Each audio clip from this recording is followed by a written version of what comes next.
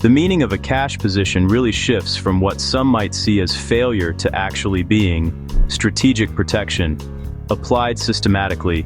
When you see 2-3, 3-5, and 4-7 crossovers all triggering stops at the same time, that's a clear sign momentum has deteriorated across immediate, short-term, and intermediate time frames.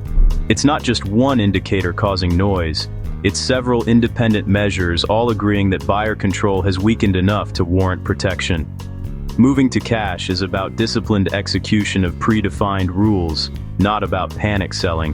When multiple crossover stops trigger at once, it really validates that systematic approach to cash positioning. Cycles falling into lower reversal zones are a signal that timing lows are approaching, though they aren't confirmed just yet. Short-term momentum cycles, right now, are reaching mathematical extremes, places where, historically, patterns tend to bottom out before reversing.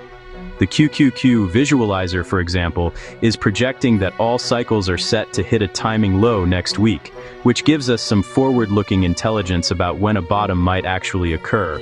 But cycles just reaching those zones is fundamentally different from them actually turning up.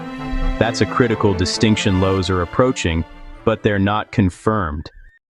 Institutional skittishness at these elevated prices really does validate cash positioning during periods of uncertainty. When all the mega-cap tech names finish deep in the red at the same time, it reflects institutional conviction that the risk-reward just doesn't favor aggressive positioning at current levels.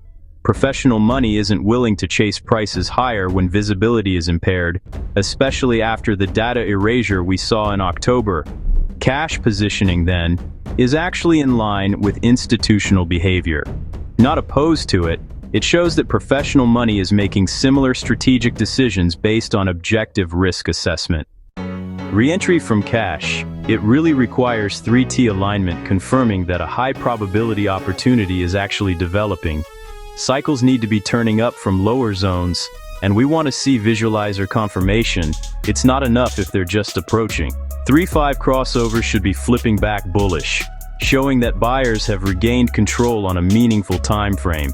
Price structure has to validate that momentum has genuinely shifted, not just bounced temporarily. When all three elements are aligning, that means multiple independent measures are confirming the turn systematically. It's important to emphasize that the 3T framework requires complete alignment before you consider a systematic re-entry from cash.